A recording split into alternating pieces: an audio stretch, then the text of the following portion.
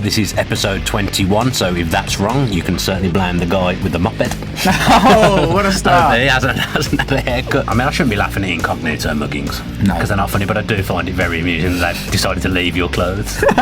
You've got a good-looking team, Dolan. I'd describe them all as housewives' favourites. Chester's got the body of an Adonis. Can I believe it, man? Good impression. Yeah, not bad. It got better as the impression went on. That was. Oh, hello, Marlon. I said to Anne, should we leave this up on the fridge permanently? And she was like, no. But it's still there. Big Marlon's still on the fridge. Hello, welcome back to the Villa View podcast, Season 2, Episode 34. Hope everyone's well. Thomas, how are you? I've not even introduced us this week. Tom, how are you? I'm okay, thank you. Yeah. How are you doing? Yeah, I'm good. As you can tell, Tom Julian is on my right, and it's me, Dan Bardell, as well here for the podcast.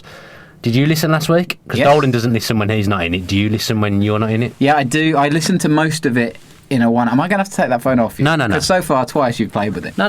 All right. I listened to it in two parts. I listened to most of it in a oneer and then finished off the last few minutes. So caught up with everything. I think I agree with most of what you said.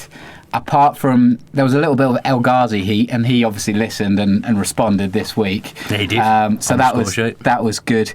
And I'm not sure about. I'm gonna put it out there. James Chester, Dolan said that he's still the best centre-back in the Championship.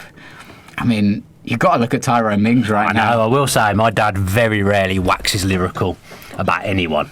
But when I spoke to him after the Borough games, obviously, I wasn't there, which will soon probably come to, he was like, Tyrone Mings is the best centre-back we've had since Martin Larson. He's like, I just love watching him play. I think it's hard to disagree with that. He is just such a good footballer, such a good defender. He kind of does everything, doesn't he really? And he is a man mountain as well. He's just very pleasing on the eye to watch, and a great defender. Again, there was another point, I think we talked about Courtney Hawes, who did a step over a couple of weeks ago, and Tyrone Mings did the same against Middlesbrough. There was a point where he was under a little bit of pressure, just sold the striker, I think it might have been a Sombalonga, the dummy, and just turned and brought the ball out, and he plays it beautifully. He tackles hard. He's good in the air. He's good going forward. Good from corners. You know, he's just got the full package. I mean, we're getting straight into the football here, which is completely rare in the Villa View podcast. But I was saying last week that I just think there's no chance of us signing him now, because I just think he's been too good. Yeah. I mean, you remember when he was a prospect at Ipswich and he went for relatively big money at the time to Bournemouth and was really highly rated. I think he was even talked about as potential England quality at that time, and I just think he's done so well here. And whenever I watch Bournemouth, I always think their defence isn't great. I just think he's had that run of games now, proved his fitness, which was a problem he had at Bournemouth. He's going to go back there, surely. Yeah. Well, you asked that question to Dolan, what is our best back four? And we've had it over the last few weeks. We've had that question quite a lot come up. Yeah. Thank you for sending in your questions. We'll get to a lot of them. But it makes it very difficult, especially with Chester as club captain. Obviously, Dolan brought the exclusive that he was back to training. What was it, the water treadmill? It was an interesting concept. I mean, I'm pretty sure he shouldn't be divulging information like that, but never mind. Oh, it's a week old now. If any Villa players are listening, do not trust Chris Dolan with anything. But where does he fit in right now? Because we talked about it with Whelan and with McGinn returning, but the defence is so important to keep it as steady as possible, and we know that it hasn't been steady. But right now, Mings, Hawes, even Neil Taylor's playing very well right now. El Mohammedi's made right back his own, which again nobody thought would happen. You kind of got to leave that as it is, don't you? I mean, I think when Twanzebe and Chester return, I think the easy thing to do is to move Hawes over to left back, and I will say he was playing very well at left back. He's done well at centre half as well, but he was playing very well at left back and starting to get into the groove. I thought so. One of Twanzebe or Chester will come back in. Then you've got the side of the things with Twanzebe of, well, he's probably not going to be here next season, so is it worth putting him in? But then on the flip side, you want to play your best team, and before his injury, we were all pretty much all the stuff we're saying about Mings, we were saying about Twanzebe, weren't we? Mm-hmm. It's just a shame we don't own all these players, and that is the problem with loans, and it is a market that Villa have become very reliant on, especially in the Championship. But finally, it's nice to talk about a good headache, you know. We're talking about, where's Twanzebe going to fit? Where's Chester going to fit?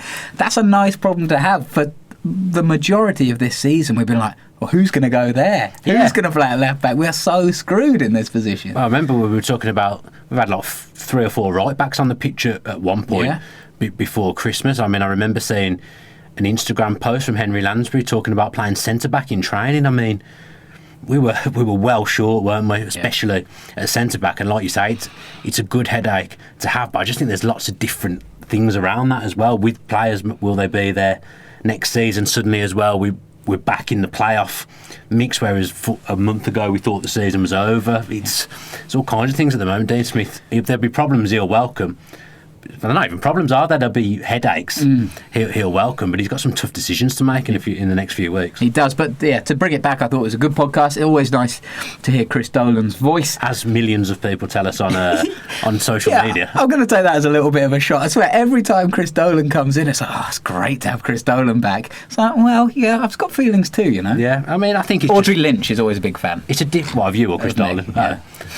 Good to know there's one. Yeah, there's always. It's obviously. And your mum. I mean, I think your mum prefers me, but we won't get into that right now. There's always maybe it's because we don't hear from Dolan as much. I mean, people are probably sick to death of me, and there's definitely one guy sick to death of me who let Dolan know that he was on Twitter. But it's a different voice, isn't it? It's someone else's opinion. Maybe it works well in some ways, just having Dolan to bring in, because he's a sensible fella and he does talk a good game as well. Dolan. Definitely, and thank you to without Dolan we'd be in a bit of trouble, because I'm not sure where we'd be going, to be honest. We've all got jobs, we've all got lives to live. I've got a baby to raise. I've got rabbits to raise. You've got rabbits to raise. So it's good to have strength in depth, and thanks again. And he loves doing it as well, Dolan. Yeah. He absolutely loves it. It feels mad that there was a time not that long ago I didn't even really know Dolan, and now he's coming in and doing the podcast just from enjoying the Villa View and living in London. Yeah, that's quite mad. I met Dolan only just over a year ago. Did you? Yeah, because we went out for steak, didn't we, the three of us? Oh yeah, that was the first time. What did you think of him? First impression? I can't remember. I thought the steak was really good. Yeah, good steak. The steak lived longer in the memory than Dolan. No, Dolan, I can't remember what I first thought of him, but I liked him straight away. He's a very easygoing guy. He's calm. He talks well, like you say. And I think my first impressions were, I can get on board with this guy. Yeah, good guy. First time I met him was at Villa Park, and he was absolutely smashed, and we did one of the worst handshakes that you will ever see, which I'm putting the blame on him because he was so smashed. But let's get back to the football. Enough about Chris Dolan. I was going to say, it didn't take long for us to divert off. You almost didn't feel comfortable starting the podcast straight away talking about Villa and football. It didn't feel right. It didn't sit well with me. So the first thing I've just realised is I put Aston Villa 2-0 Middlesbrough. One absolute shocker in the notes. So Villa 3, Middlesbrough 0. I had to get that out of there because I knew that you'd look over and see it. I probably wouldn't have even noticed, and I called you a blithering idiot earlier, and I think it's an apt description now looking at that. I don't know where that's come from. But anyway, a 3-0 win, even better than a 2-0 win. Yeah, someone didn't watch the end of the game. Got to 86 minutes and didn't bother. But what a good result for Villa. I mean, 4th win in 4. This won't be the first time that you've heard that. But all of the teams that we've beaten were above us before we played them. Villa into the top 6. Again, similar to the Nottingham Forest game, Villa looked very comfortable. And with 3 games in 6 days, that's an absolutely massive run of results, and full credit to Dean Smith and the coaching staff. Yeah, I must say, I don't know whether it's because I knew I couldn't go, and we usually win when I don't go at home. I was just never worried about this game. On Saturday at all, I just always thought we would beat them. I will say, like Derby at home a few weeks ago, I think it was a very good time to play Borough. Yeah, because they've been struggling, and I think when a Tony Pulis side struggles, they struggle badly because they a bit like we were saying with Bruce. There's no plan B. I mean, I looked at their team selection, and you've got Ryan Shotton playing as a right wing back. They're playing 3 centre backs, and then Ryan Shotton as a right wing back. I mean, they came for 0-0. And they didn't succeed. They blew that quite early on in the first half. So I was never really concerned about the game. I just felt like I knew we'd win. It should be noted though that Middlesbrough haven't lost 3 on the bounce since they got relegated. So, you know, they're a good side. Well, I mean, they're an ugly side. They've spent money though, Tom. And I look at that team on paper and I think they probably shouldn't be going up. Yeah, and I was reading one of the local Middlesbrough papers today just to see what they had written up about the game. And they all knew, again, like you say, as soon as the team sheet came out, that Pulis was up for a let's consolidate, keep it as tight as possible, and try and nick one on the bounce. They lost 3-0. I mean, it's a horrible feeling as a football fan. We've been there where we've looked at the team sheet under Bruce and thought, oh my God, here we go. And usually what you think's going to happen does happen in those situations. So the Middlesbrough fans aren't in good spirits at the moment, and you kind of feel a bit sorry for them. It's a long way to go to watch your team get humped 3-0. So you and I last year were kind of firmly behind Bruce, and I still think rightly so, because we were in the playoff positions. We were competing to go up, and I think you should back your manager in that situation. Middlesbrough are in an almost identical situation here, and they're as frustrated as some of our fan base were. How does that sit with you? What are your thoughts on that?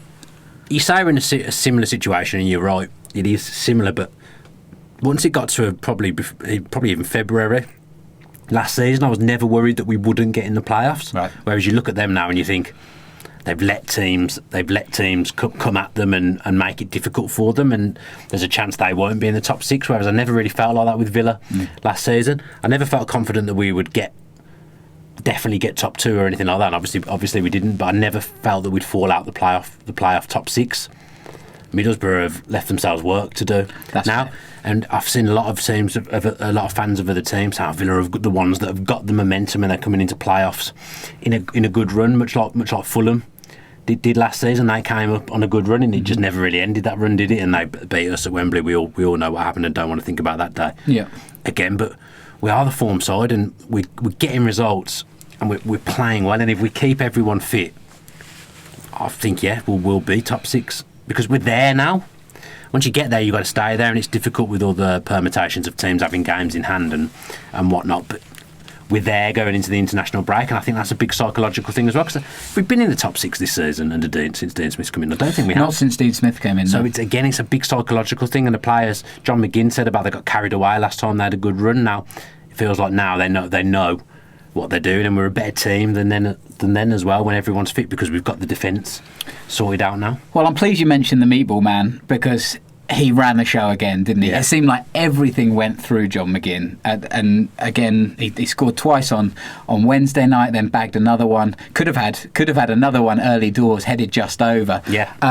John McGinn was imperious once again. I mean, that rest has done him the world of good. Those two games off, we were all a bit worried when he got suspended, weren't we? But for me, he looked leggy and he looked tired for sure towards the latter days before he got to the point where he looked a little bit injured, like he was running on fumes. I mean, I don't think he was the only one. Yeah. To be fair, but no, that rest, he just looks fresh again, and he's such a good player at this level. I mean, I don't want to keep bringing up my dad's opinions, but when I spoke to him on the phone, he's like, he's just going to go to Leicester in the summer. I don't think he will. I don't think he's maybe ready to go and play in a top half Premier League team just yet. As much as I rate him, I think he's a fantastic player. I think he's quite ready for that level. Yeah, a team that wants to be in the top 8 in the Premier League. I don't see Leicester coming in for him, even though Rodgers is obviously an admirer. But what I will say is, to pick him up for under £3 million, that is an unbelievable sign. It's not too often we've talked about Villa making savvy, low-cost signings, is it? But we've been on the right end of that one, and Hibs will probably feel a little bit hard done by now, seeing how he's done. I would disagree with you. I think he is ready. Do you? Yeah, he needs... I'm not saying he's not a Premier League player. Yeah. I'm saying he's probably not... For where Leicester want to be, I don't think he's quite there yet. I think with the right coaching, a little bit more experience, he'll learn to be a bit more savvy with how much running he does. Yeah. But the way he plays and the high tempo pressing and just he can pick a pass really nicely. He knows how to read the game really well. He just needs to calm down a little bit. But I think odd running style. Yeah, he does. Yeah, even when he scored, he was running off to do a celebration. He looked very funny. He made me laugh. Yeah. When I saw it. Well, he also set up the first one, didn't we? So let's go with that one. El Ghazi, whom we've talked about. You that was raving about El Ghazi in our WhatsApp group. I can't remember. Yeah. So it came on the back of listening to the podcast where Dolan wasn't quite sure what El Ghazi was as a player, whether he could cut it or not. You mentioned the good point that he played for Ajax, he played for Holland internationally, and again, like we said before, when he played against West Brom and he scored a couple of worldy goals, he can be a difference maker. He's just not consistent right now, and he turned up against Middlesbrough. Yeah. He played really, really well and took his goal really nicely. When he's playing well, he's great to watch because he is a talented footballer. When he's not playing well, he's not a good watch. Anonymous. He's just not in the game. And sometimes when he's having a bad game, I think it affects him a bit mentally, and he doesn't quite put in the same defensive work. Whereas when things are going well, he's up and down doing a bit of both. And I think that's probably why a lot of times Adoma has been picked ahead of him this season. But I think he's now firmly he's got the shirt, and I think he's played himself into Dean Smith's best 11. Yeah, I think that's a character trait of tricky wingers, is that sometimes they'll be there and thereabouts, there and dominating games, or you just won't hear from them. And I can't remember if it was you or Dolan said when the chips are down, he's not the kind of player you need. But that's just not what a kind of tricky winger like him does. No. You know, and he's still a young lad. He's still got a lot to learn. He's got to improve for sure. I think if you're talking about top 8 Premier League players, he's definitely not one of them just yet. But he's shown us enough that he could be one of those, I hope. But when things are going well like they are at the moment, sure. he's a great watch and a great player to have, because he's very, very effective. He's obviously got some, I'm going to say problems, that's not really probably the right word, but he's lost his way a bit to find himself at Villa. Hasn't he? Villa, maybe in a Villa will maybe give him some confidence, and if we keep playing well, he'll end the season well, and he'll be a good weapon to have. Yeah, I mean, you look at Ajax; they're a Champions League quarter-final club right now. Yeah. So he was never going to get in there. He's been playing pretty regularly for Villa, plying his trade in a bit of a tougher league, probably. I don't watch a huge amount of Eredivisie. Is that where we've got him from, Ajax? I feel like it's somewhere else for some reason. I might be wrong. Did he not come straight from Ajax? He's definitely played for him. You know what, Tom? I can't remember. It's one of those rare times where I'm really not sure. And of course, it's not come up with it immediately on the old Wikipedia, which isn't ideal for the podcast. Can you keep talking? Yeah. Yeah? But he took his goal really, really nicely, wherever he's come from. Lille, that's it. It's Lille. Oh, they're a European club as well, to be fair. Yeah, they're in France. As in they play in Europe. I don't know whether they are this season, but yeah. I think they're Europa League. You have to start getting players' nationalities and previous clubs in the notes. I mean, nationalities have got like right. a commentator. Yeah. You have to have a full Bible that you carry around everywhere with you. John Motson used to do a book for every year. Or actually, his wife did it. Yeah. Like, really, really helped him. So, Hannah, time to step up, maybe. Yeah. She's got a young baby. Get with it, Hannah. Anyway, El Ghazi, impressive, looked really, really good. And again, I think the rotation is going to help him a little bit. We've talked before about how wingers need kind of consistent play, but I think sometimes we were in such a rut that nobody needed consistent games because it just drove them down. Maybe now that we're on a winning streak, everyone will just want to be part of the starting 11. But I thought for El Ghazi, he needed to be rotated, and now we're seeing the best of him again. Well, the wingers thing, when we weren't doing well, team selection, we felt a bit limited, didn't we? But the only thing you knew that would probably change, the wingers kept changing. I think El Ghazi's now his number one winger. Right. Dean Smith, I would say that he's got the shirt, and it's going to take a lot for him to lose it now, because I think he is slightly different to the other wingers. He's just a bit more tricky, isn't he? I'm not basing this on anything, but he seems like a nice guy. Like he's just good in the dressing room, quite a smiley guy, and I just think he'd be a bit of a laugh. I think him and Green are the two. I've always said, I think mainly because things have been going badly this season, that I'd pick Adoma first because he does it both ways. I think now I look at it, I think I'd pick the two that are there, Green and El Ghazi, because they can both frustrate you. But I just think they've got that little bit more pace and trickery than Albert. Scott saying that obviously Albert's come on and scored against his old team, but those two are in the team now, and whilst things are going well, I wouldn't change them. Especially with Green, you'd love him to become a bit like Jack's become obviously a club legend, but Andre Green, it would just be so nice. He's still very young. Yeah, exactly. But to give him this game time now, and especially when the confidence is high, hopefully we can see the best of him.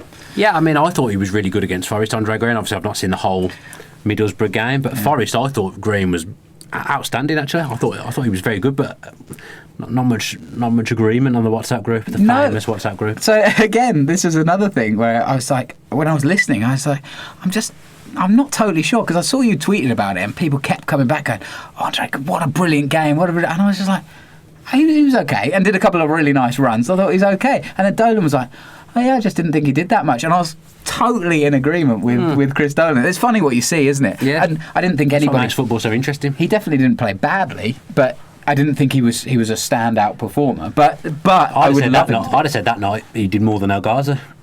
That night, whereas it looks like this weekend, El Ghazi did more than Green. But as long as somebody's doing the business, we don't care. Well, let's talk about that John McGinn goal, and it was just brilliant to see him bursting through the centre of midfield. I didn't think Tammy's step over was on purpose, right? Well, yeah, and it was a step over / dummy, but AVFC official on Twitter earlier called it a deliberate nutmeg or something. Deliberate nutmeg. I'm not having that. That's wrong. No, but it was kind of an accidental dummy, like you say, but it worked well for us. Jack got fouled. Well, yeah, to me, in the lead up. To me, it was like Tammy kind of let it go because he'd seen Grealish get fouled, so he was like, well, let's get that free kick because it's in a great place. I think he kind of just lost his bearings a little bit, but it looked nice for him. It worked well. But John McGinn throws a script out the door and goes, no, I'm having this. Bursts through, and that was a great reading of the play. He totally took a chance and finished it like an absolute pro. Yeah, and it's just nice to see midfielders getting beyond the front players now, because when in the bad patch, it just wasn't happening. People just weren't taking these risks and bombing on. It's a lovely finish. Yeah. Again from McGinn, he's took his goals very well. Yeah.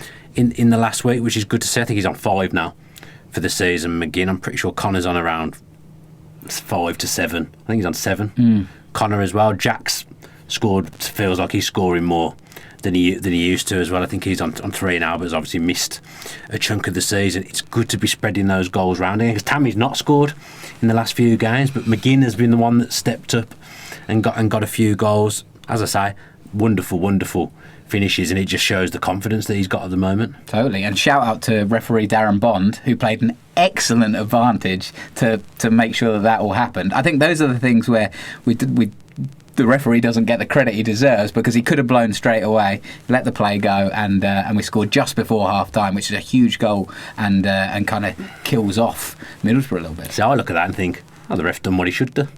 Well, yeah, that's the right thing to do. Well, but also the right thing to do would have been to give a free kick. You got to let the game play. You are so bad. I thought Mike Dean was very good in the Forest game. I did think he was very good in the Forest game. Mike Dean is an excellent referee. Premier League referee, and it makes all the difference. Well, Darren Bond, I thought, did a good job against Middlesbrough. He didn't have that much to do because Middlesbrough were so lethargic that they didn't turn up to play at all. Yeah, always satisfying to beat Tony Pulis. We mentioned him a little bit earlier. One of those people that managers that, again, I've never met the guy.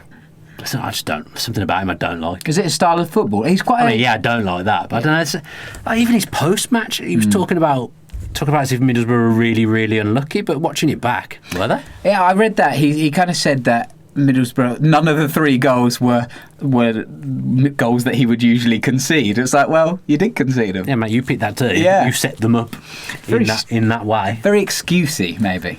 I feel like managers of that style, him and Bruce, they don't really like to take too much responsibility themselves. They ever feel like they don't ever come out and say, "No, you know what? I picked the wrong team. I did this wrong. So I made the wrong subs." But then when things are going well, they want to be the one that gets the pat on the back. If you want to be the one that gets the pat on the back, you've got to take some responsibility when you lose. Well, it kind of felt like passing the buck a little bit, and the Middlesbrough fans are not happy with him. Jack Grealish, a few people saying that he had a quieter game. I thought he played really, really well again this weekend. It was just he was kind of overshadowed by the quality of Glenn Whelan and John McGinn next to him. Yeah. We'll come on to Glenn Whelan in a second, but there was a point where, again, Grealish kind of powered through the centre of midfield as well. Had a chance from a short corner with Whelan, which was well saved. I thought Grealish played well. Yeah, I mean, it's 3 games in a week now after a long term, mate. He's probably feeling it a bit. I think in some ways the international break people ask, has it come in a good time or a bad time? It might be something you've got down in the notes there. Yeah. In some ways I think it's a good time, even though we're flying. I think it gives Grealish a few weeks off now to recollect himself and do some work on the training ground, get himself right without the pressure of having to play games all the time. So I think it's good in some ways. In terms of Jack, I think it's a good thing, but he still looks to me like he was involved in everything and still running the show, really. Yeah, I think it was Lob definitely asked, is the international break coming at the wrong time? In a sense, yes, but also in a sense it gives McGinn another chance to have a little break. Grealish. Is McGinn not going away with Scotland? Yeah, I would presume he'd have had a call up. Yeah, true. I can't say I've paid attention to it. Tammy Abraham went off with an injury, so we'll talk about that, but it's a good time for him to just kind of... Will he not go to the under-21s? Well, not if he's got an injury, I would have thought. He'll go and be assessed by them first, though, yeah. So if he's injured, he'll get withdrawn. Yeah, so, but that's fine. If he's fit, then fine, but if he's not, then it's a good time to get a couple of weeks. He obviously hasn't scored in 7 games, which isn't a massive problem because we're sharing the goals around, like you say, but it's a chance for him to just kind of recover and I would think that international duty is still quite a lot less intense than being away with your club team. I think it's pretty much friendlies as well, isn't it, this round of games? I mean, there's been a lot of withdrawals from the England squad. I don't want to ask you, I was going to ask you about the England squad actually. Have you seen that Callum Hudson-Odoi got called up for England today? I didn't see it, but he's barely started a game for Chelsea. Like, obviously I'm going to be biased because I'm a Villa fan, but Jack Grealish is playing every week. I just think he's worth a look for England, Grealish, because he's got something that no other English midfielder has got there for me. That definitely goes against what Southgate's principles are of playing players who are playing. There's a few dodgy few people you would say that don't probably deserve to be in that last. Even Loftus-Cheek was called up. He's withdrawn now, but Loftus-Cheek's called up. He's not playing for Chelsea. He's not playing at all.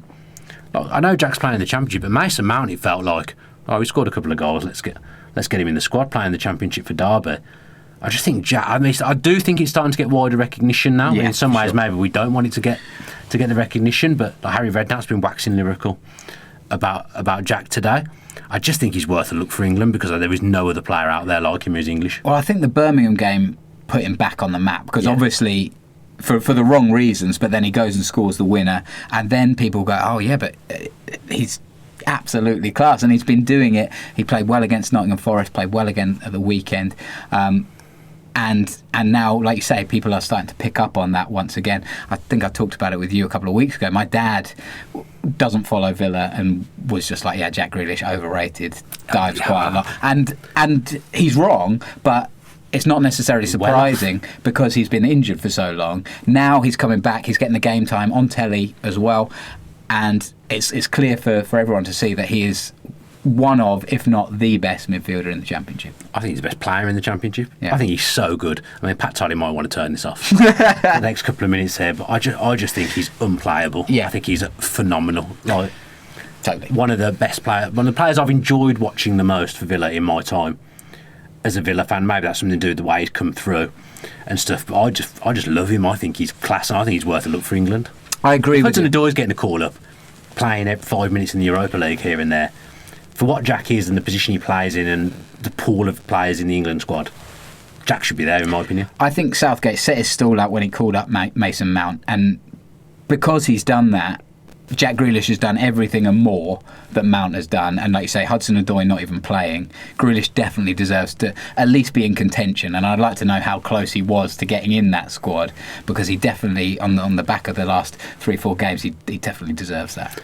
Yeah, I think sometimes you've got to... I mean, Southgate has been great for England. I'm not knocking him at all, but I think sometimes you've got to look at the bigger picture and realise that, okay, he's playing the Championship, so he's not testing himself against the best.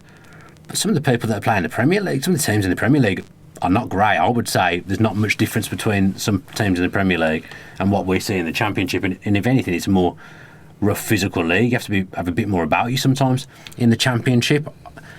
Maybe if there's a couple more withdrawals, maybe we'll see Jack get called up. But I'm quite surprised if someone like Callum Hudson-Odoi, who's obviously a talent, you don't get me wrong, he's getting a call up that we haven't seen Jack. But then I suppose Maddison's doing well for Leicester. Yeah. Damari Gray's doing well for Leicester.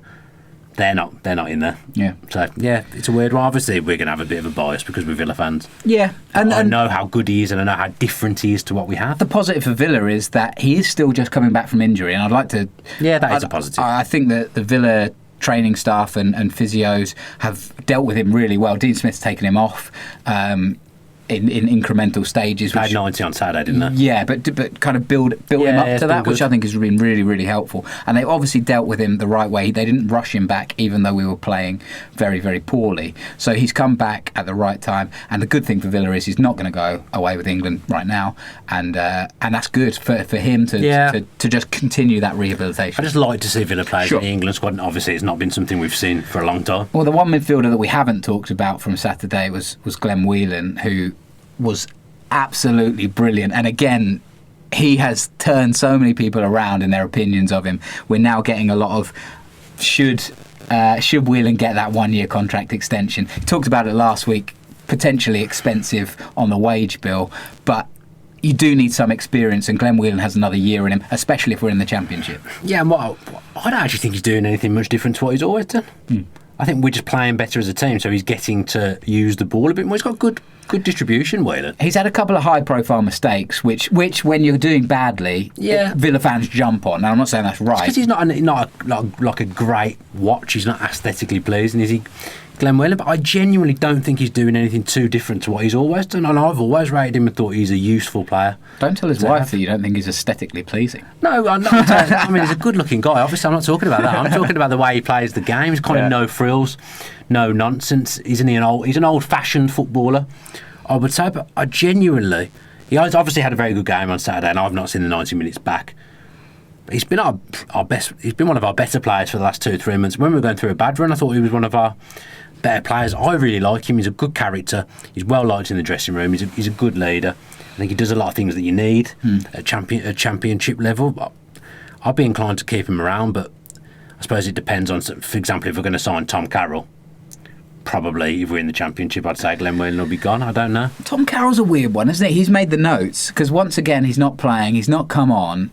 We're just not seeing anything really from injured. him. Yeah, but not for a while. He's been on the bench last two or three. Yeah, so I mean, fair play not introducing him in the Birmingham derby. That kind of makes sense. But when you're kind of coasting in the last couple of wins, which we have been, I would have expected to see a little bit from him. And don't get me wrong, I was pleased to see Keenan Davis come on. Yeah, that's great. Instead, but it seems like an odd move at the moment where we don't need him, which is kind of good, but I would have thought Smith would have maybe chucked him on to see what he's about. Was it Codger who was the first sub, or was it Albert? I can't remember. I don't know. I feel like it was Codger came. I feel like Codger came on first, and then he brought Keenan on and swapped Codger back to the wing. I get what you're saying, but maybe like Whelan was having such a good game. Maybe the plan was to take Whelan off after 60-70, which Villa would normally do. But it sounded like he was having a worlder, so they left him on. So things change. You don't think it's a thing about Carroll? You just think that the midfield three were just doing so well? I mean, really, he's someone Smith wants because Smith has signed him. So I don't think it can be to do with Tom Carroll because he's one of the few in the midfield area, in the central midfield area, if not the only one, that Dean Smith has actually signed himself. He's inherited the rest of what's there in midfield, hasn't he? He was on loan, right, with an option to buy. Is that right? Yeah. So I'm asking you this question. Do you know if Tom Carroll goes? If Villa say, we want to sign you, can Tom Carroll go, no, I don't want to sign? Yeah, I don't think it's set in stone. Some loans can be set in stone, but I don't think this one is. I wonder what his thoughts are. I mean, obviously the mood is good around Villa Park right now, but I wonder what his thoughts are because he's obviously come, but he's just not getting a game. I think he'll think, you know what, I've been injured and players have done well in my place. Sometimes as a footballer, I think you have to just sit there and say, fair enough. And I think that's probably what he's doing. Yeah, there's not. I don't think he's a high maintenance guy by any stretch of the imagination. No. Well, it'd be good to see him, and hopefully we will see a little bit of him. But again, we talked about this before. It's a nice headache for Dean Smith to have. If Tom Carroll is a good quality, fit player, ready to go, it's nice to have some options. Well, he's number 5 central midfielder, I'd say, for 3 places at the moment. Because Connor was doing well before he came out. Whelan's come in and done well for Connor at the weekend, so now it's an interesting one of, does Connor get back in? Yeah, well, you mentioned Connor. A few people saying it was so funny to see when the team sheet came out and Conor Hourihane wasn't even on the bench. All these people that may have been slagging him off before, there was like, where's Connor playing? Why isn't Connor? Why isn't Connor playing? And it was so sweet to see that because you and I have been famously big fans of Conor Hourihane all the way through. And I love the one guy that tweeted you going, well, didn't you used to slag him off? I mean, Do you watch? I mean, how can anyone think that? I've been the polar opposite of that the whole time he's been at Villa. Yeah, so Hourihane missing the game because his wife gave birth late the night before Friday night, so he obviously wasn't in the right frame of mind to play or be on the bench, which is fair enough. So not much sleep. No, fair enough, as I can attest to, and congratulations to all of those guys, and hopefully baby and mum are doing well as well. Interesting now, because he goes on international duty. What happens when you just had a baby? It's not an ideal time to be going away for a few weeks. I guess he could withdraw. Well, I don't know how it works. I would, if I was hit. Well, no. Because they're human beings at the end of the day. Like, imagine his missus is going to need him. I don't know how. I don't know how it works. I don't know how that works. I can tell you the first 2 weeks after having birth were 2 of the hardest weeks I've ever had. Yeah, like it was terrible to be quite frank. Like, I look forward to it, Connor. Oh yeah, exactly. Yeah, have a great time. But like, I was so tired. My wife was so tired, and like we just went to hospital quite a lot. There was a whole thing. to go away. If I told my missus I was going away for 2 weeks, yeah, I guess he can withdraw with compassionate leave. I don't know. He probably doesn't. I mean, he probably doesn't want to. No, he probably does want to, but he probably also doesn't. Yeah, it's really weird. Yeah, because your football career is not like. I mean, you only get so many international caps if you're very, very lucky. I'm very good, obviously. Yeah. So yeah, I mean, it's his choice, obviously. But if I told my missus, sorry, I got to go away for a couple of weeks with work, she would have. I mean, I'm not sure I'd still. I mean, he doesn't like not playing at the best of times. I'm sure. So even not being at the team of the weekend, because that's another. He's missed a game. He's been playing well last few games, sure. really well, done really well for us. Had to miss a game due to his missus giving birth.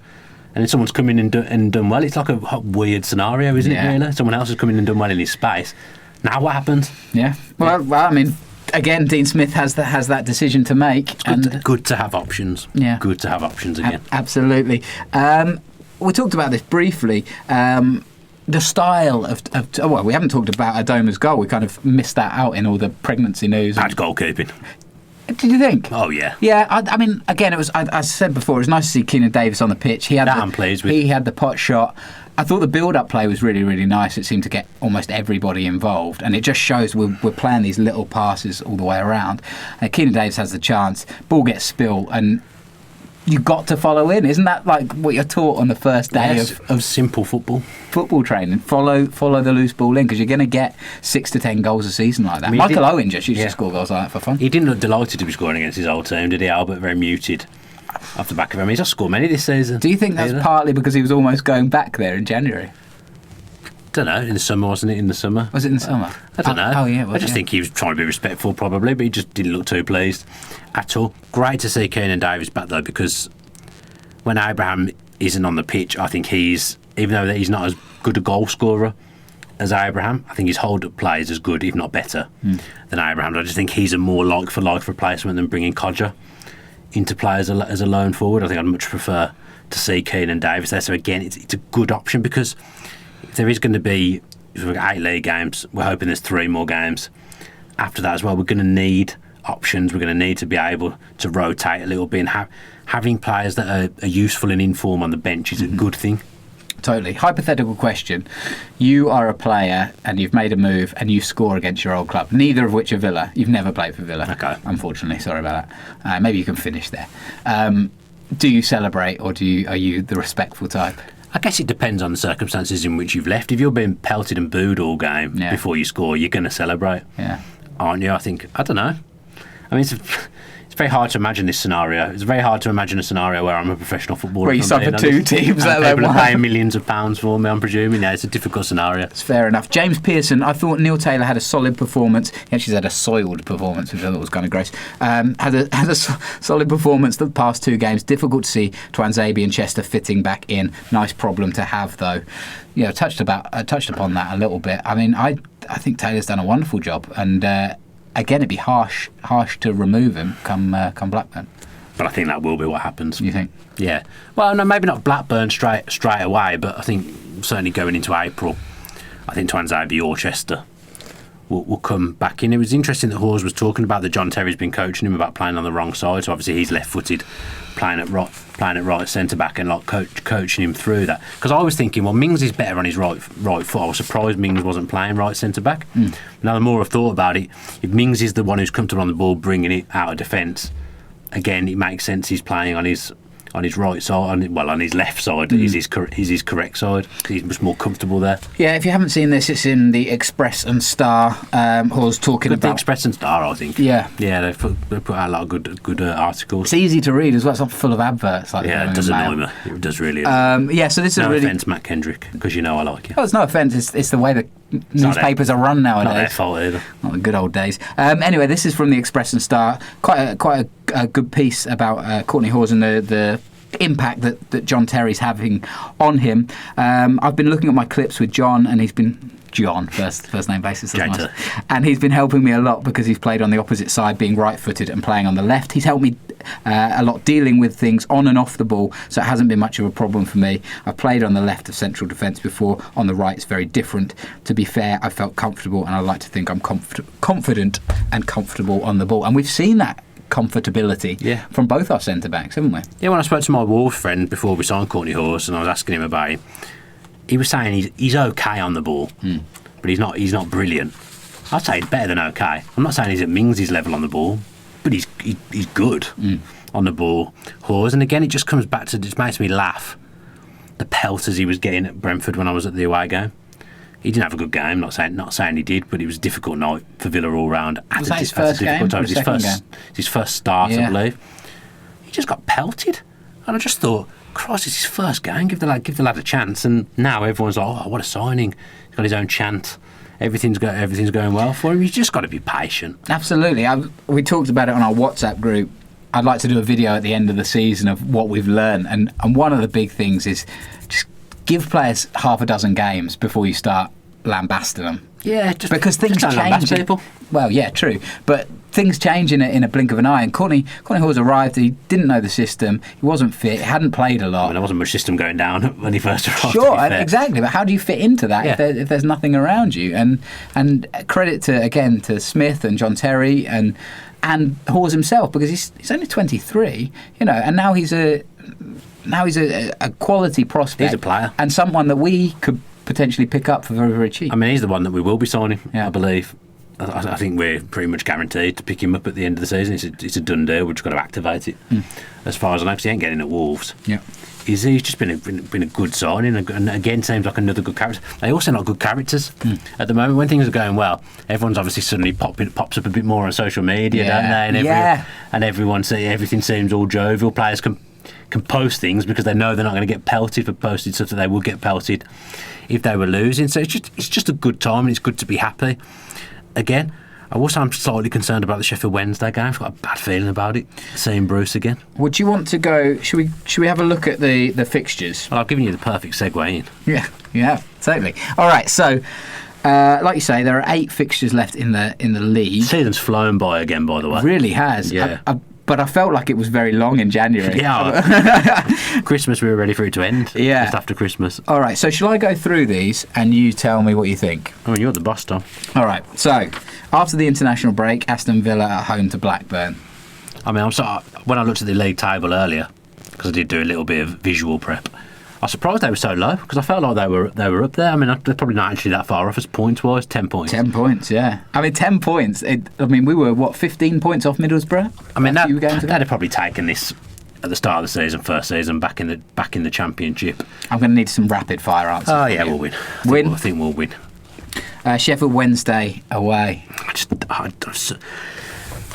feel like it'd be vintage Steve Bruce to just beat us 1-0. Let's scrap a 1-0 against us. I've just got a bad... They're annoyingly near as well. I'm not sure you've got the concept of rapid under control. Loss. I've just got a bad feeling about it. Rotherham away. Win. Bristol City at home. Win. Ooh, big one. That's a tasty one. Bolton away. Bad memories of last season, but win. Yeah, we've got to be. By the way, I'm doing this, so I look stupid, but you're not doing it. No, I mean, it doesn't really matter. It doesn't mean anything until we lose every game, and this gets brought up in one of the podcasts. No one at home. I mean, it's not going to get brought up. Oh, goodness. Leeds away. Really depends on these last two. Win. Draw, and then a win against Norwich on the last day of the season. Yeah, they'll already be up. Do you think Norwich will already be up? I would have thought. Absolutely. Did you watch the Leeds Sheffield United game? I've seen the extended highlights of it. Oh, man, Sheffield United. I've got a lot of time for Sheffield United. They got away with robbery. I don't care. He has done incredible, Chris Wilder. Incredible things he's done there. I was kind of hoping that Leeds would win that game and pull away, so that once we got to these last 2 games of the season, it was all done. They're car crashing again, Leeds. Did you see that video of the Leeds fan crying? Yeah, so funny. Because I was thinking, that's exactly how I felt after 3 years in the Championship. But he threw as bad a punch as the guy that threw it against what a tantrum that was. That was really good. I just want to get promoted. It's been 15 years. 15 years. That was so good. I loved every second of it. I felt his pain, though. Sure. Really fast. That must have been 15 long years for the Leeds fans. And they've been through so much torment. Yeah. Do you think that what I've just predicted, that would be enough, wouldn't it, for top 6, you would think? There's a lot of W's in there. Yeah, and we beat Bristol City, which is an important one. Yeah, I would think that'd be... I am worried about Sheffield Wednesday, though. I just think it'd be typical. And I said like maybe 5 podcasts ago, it'd be typical Villa to go on a run and end up finishing 7th. Get our hopes up and finish 7th. Yeah. I mean, it's annoying me how well Bruce has done since he's gone. They're not... Because I've got anything vicious against him. I just think he's gone in there and just not lost a game, and they're suddenly up there with us. Yeah. Go away. Yeah, 10th. So they're only 2 points behind us. So let's look at the table real quick. Norwich stay top. Rapid fire. 4 points ahead of Sheffield United, who beat Leeds at the weekend. Leeds are up to 3rd. West Brom in 4th. Are they still managerless, West Brom? Jimmy Shan's there at the moment, isn't he? West Brom 4th, Middlesbrough 5th, just a point ahead of Villa, who are on the same points as Preston, who beat Birmingham at the weekend with the last gasp goal. Derby, Bristol City and Sheffield United, and Sheffield Wednesday, sorry, and as far down as Nottingham Forest, probably, who are only 3 points behind Villa. You know, they'll still fancy them. There's chances, but their form is slipping as well. Have you noticed how Paul Lambert's Ipswich keep doing us little favours? They keep picking up results against the teams around us, and they were unlucky to beat Forest at the weekend. I feel, by all accounts, I mean they're down. But Lambert's actually got quite a lot of goodwill in Ipswich. I think the fans appreciate that he's steadied it a little bit. That he was fighting a complete lost cause, but they do keep picking up results against teams around us. I have a soft spot for Ipswich. I'm disappointed to see them so far off the pace, and they're inevitably down. Yeah, but yeah, time. Yeah, Bolton also look too far to crawl it. Well, they've got all kinds of problems, haven't they, Bolton? Yeah, they do. Could see Blues down there with them shortly as well. Yeah, there's a potential that financial fair play will kick Birmingham in the nads, and the odds have slashed massively on Birmingham to get relegated, so it looks like that's coming down the way. I don't think they'll get a 12-point deduction. Well, they also have to plead guilty or not guilty to the not being able to control their fans. That finishes on Friday. They have to plead by that. That could potentially involve a points deduction as well. It'd be pretty unprecedented if they did, but a double points deduction be big trouble, could really see them. I don't know whether the EFL will be more lenient. They shouldn't be, but well, we've both been charged for failing to control our players, which I find absolutely farcical. That was for a different. I know, but I still event. find that farcical. But what's farcical is the fine. Did you read it? £5,000. What's the point? What is the point of finding either of them? But what's the point of him charging them? Yeah, I agree. I thought it was a nothing incident. You see incidents like that in every game. Yeah, I thought it was... Usually those incidents are determined by how many people get booked and stuff, but actually there wasn't that much. And the guy got booked and made the challenge, and exactly, which is fair enough. It was a foul. Yeah, it's a bad foul. And that's it. I thought the EFL overreacted and then massively underreacted on the fine. So God knows what they'll do with all the other things. It does seem like a make it up as you go along job there, doesn't it, the EFL? Yeah. Hopefully I never ask for employment. The EFL has been they're looking... deleting some tweets. This is getting a bit businessy, but the chief exec of the EFL is stepping down, which is a pretty troubled job, because you remember a couple of months ago there was a conglomerate of championship chairman who wanted to make a breakaway league. Aren't we involved in that? We were involved in that with Leeds and a couple of others. I just didn't know how that would work, because how do you break away from a league that you could get promoted out of or relegated out of? That doesn't really make any sense to me. Yeah, I'm not sure. But anyway, the EFL has its own problems. The £5,000 fine not really going to affect either Villa or Birmingham. Might affect Birmingham. Well, I don't think it affects them financially fair play wise, but I mean, they are in a world of bother, and they fall out of the top half of the table as well. I mean, we have just completely destroyed their season. Yeah, really. I don't feel too bad about that after. No. Obviously, I'm pleased. Obviously, I'm pleased to see it. I don't know whether I'd want to see them go bust. That's probably a complete different argument. Yeah, part of me does, part of me doesn't. I don't want to see anybody go bust. That's where I sit with it. North Ferriby United. Did you see they went out of business? They're a conference. I've heard of them. North team or something like that. Anyway, they had a winding up order this weekend gone. So yeah, that's that. I say I don't want him to go bust, and I don't want him to get massive punishments and stuff like that. And I don't, for the genuine football fans out there, the genuine Birmingham City fans that will behave themselves like majority of Villa fans do. But then I see that they've done that banner at the weekend and see that they're celebrating that Paul Mitchell thing, and I just think, well, actually, you know what? If it does happen, those lot deserve it. But you talk about there's low lifes in every club. You talked about it last week, and that doesn't mean that doesn't mean that the whole of the fan base, because I'm sure there are a lot of good Birmingham fans out there. Maybe not. I don't think they'll get hit with points deduction. Yeah. Well, we'll see. We'll see. We should see in the next coming weeks. We'll know this time next week, next podcast. Is that right? I think so. I think we should know by this week what's going to happen. Right, okay. I believe. Interesting. Sure, that's what Tom Ross said earlier. Right, so that is the table. Chris Banner, amazing how quickly things can change in the Championship. At the start of March, we were 12 points behind Borough, but 4 straight wins, and we're just a point behind. That's madness. Max Jenkinson, are you worried about Bristol City's 2 games in hand? No. I always think when you're there, we've got ourselves to that position. They've still got to win those games. Got to win them, yeah. And they're stumbling a little bit. That Premier League club in waiting, as he called them last season. Yeah, Villa are in such good form that I wouldn't worry about anybody else. I think right teams should be worried about us at the moment. And I think they are. And then we had a few questions, and this is maybe getting a little bit ahead of ourselves, but who would you prefer to face in the playoffs? No, don't. You don't want to look at it? No, I just think let's talk about it when we're there. Okay, but the same, I would say the same point still stands. Like, I don't really worry about anybody right now, even Norwich, who are we've played well against the big teams, pulling away, and we are in such good form. If the season ended today and we finished 6th, and then we had to play Leeds as it stands, I'd fancy us. And I was speaking to a Leeds fan at the weekend, and he was like, if Leeds don't go up automatically, the players will be absolutely exhausted from Bielsa ball, because it's tough work on them. They're obviously exhausted now because they're struggling a bit. Well, this is it, and we'll see whether they get pulled back into the pack a little bit. I mean, they won't fall out, but they could get caught up a little bit. So it'll be interesting to see. It's always a fun season in the Championship when you're playing well. Norwich will go up. Yeah, they'll go up automatically. The rest of it's all up in the air. I agree. Gary MJ says, by my estimate, we need 15 more points to be sure of the playoffs. What did my predictions put us at? 3, 6, 9, 12, 15, 18, 19. Oh, I've gone big there. Yeah, I've gone big. Only 1 loss and 1 draw. But I don't disagree with you. I mean, they all look good on paper. Yeah. You can put anything down on that paper and it looks okay. It looks reasonable, doesn't it? I was saying that when I do my accumulators, and then by the end of it, I'm like, you idiot. Got 2 results right. No, I've had a couple recently where I keep being 1 off. Oh, that's annoying. Very annoying. Gary MJ continues, what games could we claim these points, and where are there some potential banana skins? As Dan says, Sheffield Wednesday potentially. I did it quick fire. Well, kind of. Yeah, he says, actually, example, we've not done well against Sheffield Wednesday of late, adding to that the Bruce effect. Well, we did win at Hillsborough last season. We can't have been doing that badly. From 4-2. Sure. Yeah. We talked about this. There's no way you've remembered that. Exactly. Really. We talked about this on. There's a behind the scenes coming, and I talk about my memory, and my memory's terrible. I just don't remember things. We've got a mutual friend who works here, and he could tell you the FA Cup like winners and runners up.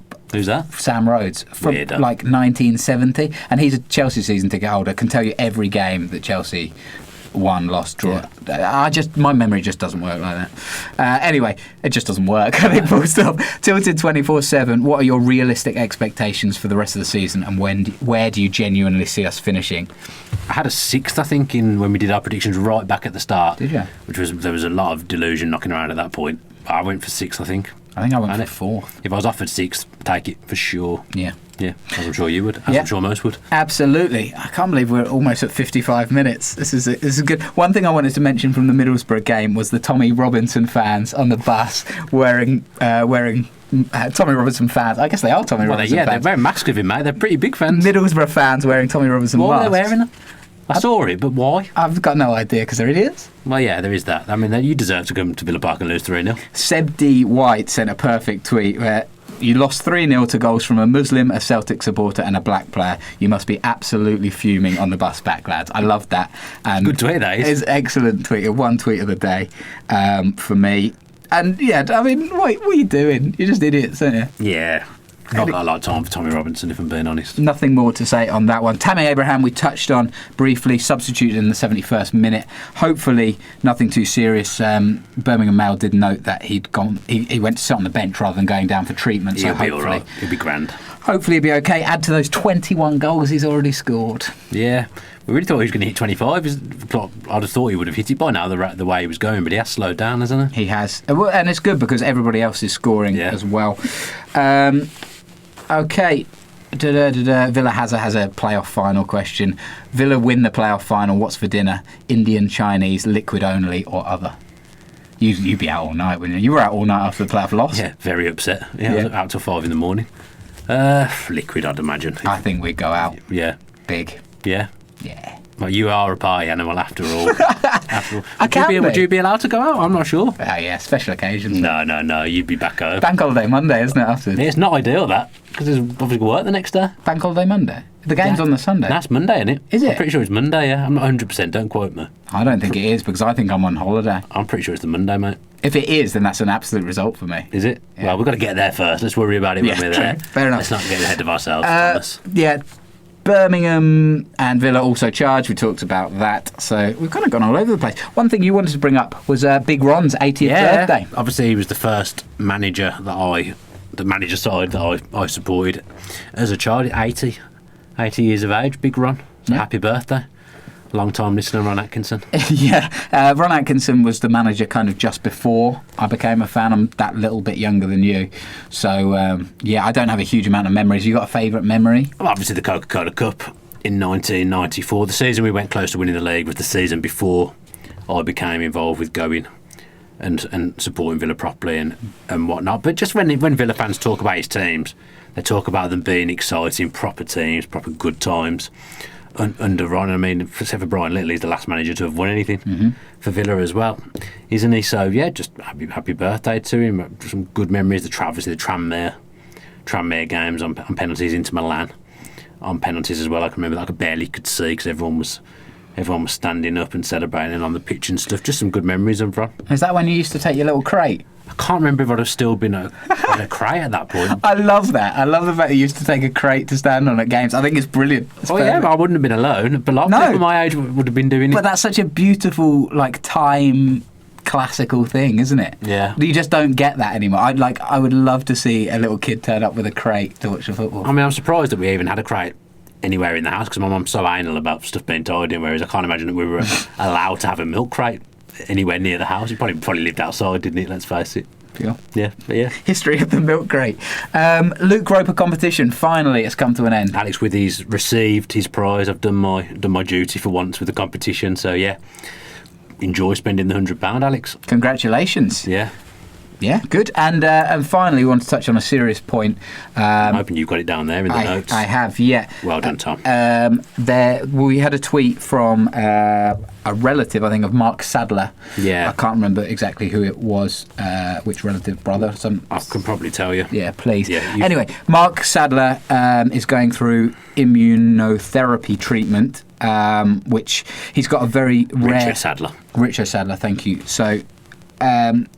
he's going through a very rare type of treatment which is brand new and not paid for by the NHS.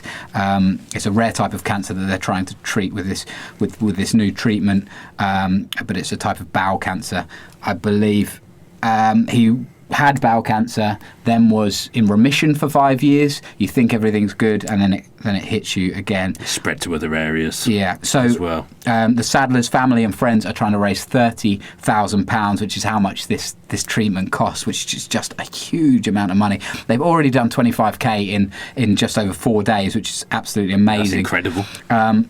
The Villa View is gonna pin the tweet with the donation link. So if you do or you can donate anything, please do. The guys are running the Birmingham Half Marathon. Grant Adams and Martin Hughes. Right, thank you. I've realised I have met Grant before. Okay. So yes, Sunday the 14th of April, they're running the Birmingham Half Marathon in unity as friends and family to raise important and incredibly valuable funds for Mark Sadler's immunotherapy treatment. Yeah. So if you can spare anything, it's going to be on the Villa View's Twitter page. So no, I need to donate actually. Yeah, I haven't done it yet. I will do so too. If you can give anything, that's absolutely great. We know that a lot of people can't, and so if you can't, obviously, don't worry. Obviously, if you can only donate 50p, donate that 50p. Yeah, because it all helps. And cheer them on if you're going to the Birmingham Half Marathon on Sunday, the 14th of April. Yeah, I think that's it. And best wishes to all. Yeah, absolutely. And absolutely goes without saying. Best wishes to Mark and family. Yeah. We're done, aren't we? I think so. I think we're in. Yeah, it's been another positive podcast, which is good fun. It's international break next week. We are going to be back, not quite sure which day. Not quite sure what we're going to talk about either. Well, we can do some squad numbers. We can do some iTunes reviews. Yeah, you've been promising those iTunes reviews for a long time. Absolutely, I have, so I'll make sure they're in the notes. But yeah, we're going to try and fit it in. Next week's a bit of a busy week, but we'll do it. It's always busy, Tom. Always busy. Yeah, no. Yeah, thanks ever so much for watching or listening to this podcast, whichever way you've chose to do it. We really appreciate it, and thanks for all the kind comments we do get about the Villa View content. It really does mean the world, and we prefer that to anything bad Sure. that comes our way. If you have been watching on YouTube, if you could give this video a like and comment below with your thoughts on Villa in general. How good are you feeling at the moment? That would be brilliant. Also subscribe with your post notifications on, because that really helps the channel grow. Listening by iTunes, then leave us a review if you haven't already, preferably 5-star, and again that will help us grow on that platform, so we can get ourselves in the top 100. Yeah, it's a nice time to leave a review as well, because we will actually go through them next week, so you might get a mensch. Yeah, just nothing too abusive. Oh, yeah. Unless it's against Tom. Or it's funny, and then that might go into. Yeah, we don't mind abuse when it's funny, to be fair. We do have a laugh about some of the stuff that comes in, to be fair. Obviously, I've got no fan cams or anything to plug, but there will be a behind-the-scenes video coming in the coming weeks that Rollo is very excited about. This is his kind of thing he likes to get his teeth into. Yeah. Isn't it? Oh, one thing we should mention, there's one more week left for FBAs. If you want to nominate us, if you like what we do, there's a bunch of different categories that we can enter.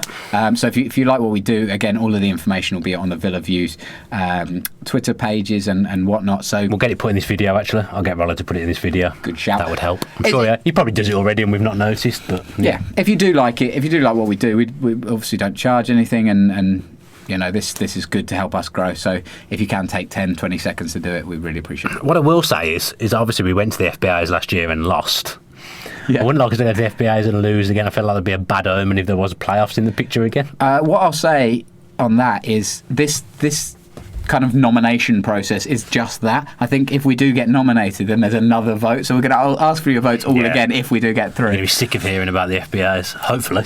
Yeah. Listen, we'll win or we won't win. That's just the way it goes. But we really appreciate you. If you like what we do, to get nominated is really, really good. So thank you for that. Appreciate it. And if you like tangents, you'll have had a whale of a time tonight, because even the outro has gone off into about 50 tangents. So I think we'll call it there. Sure. Thanks ever so much for watching or listening.